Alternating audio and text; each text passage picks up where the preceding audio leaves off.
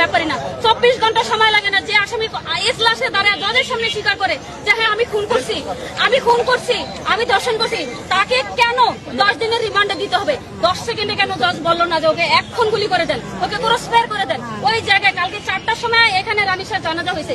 জানাজা একটা হবে কেন? জানাজা তো হবে 3টা। রামিসা কি অপরাধী ছিল?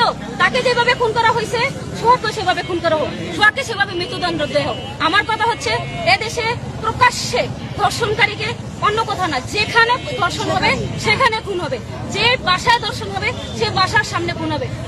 এইখানে সোহাগকে আজকে ফাঁসি দেখ, অত্র এলাকার মধ্যে এখন গত সপ্তাহে আমাদের এই 2 নম্বর রোডে একটা স্বামী তার স্ত্রীকে বালিশ চাপা দিয়ে মারছে। এখনো 5 দিন হয় না, 5 দিনের মাথায় রামিসা খুন হয়েছে।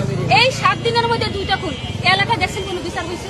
কোনো বিচার হয় না। সারা বাংলাদেশ ব্যাপী এরকম বিচার হইতে দেখছেন? কোথাও বিচার হয় না। এখন বিচার যদি হতো তাহলে এদেশের মানুষ ভয় পেত। আমার কথা হচ্ছে যে এদেশে আইন আছে, সংবিধান আছে, 156টা অনুচ্ছেদ আছে, আমাদের বিচার বিভাগ আছে, আমাদের আইনের স্বাধীনতা আছে, তাহলে কেন এখানে বিচার হয় না? যেহেতু সরকার বলেছে আইন বিভাগ থেকে বিচার বিভাগ আলাদা করে দেওয়া হবে, বিচার বিভাগকে স্বাধীন দেওয়া হবে এবং বিচার বিভাগকে পূর্ণাঙ্গ বিচারের ক্ষমতা দেওয়া হবে। যদি এটা দেয়া থাকে, এটা বাস্তবতার প্রয়োগ থাকে, তাহলে কেন এখন পর্যন্ত রামিসা হত্যার বিচার হলো না?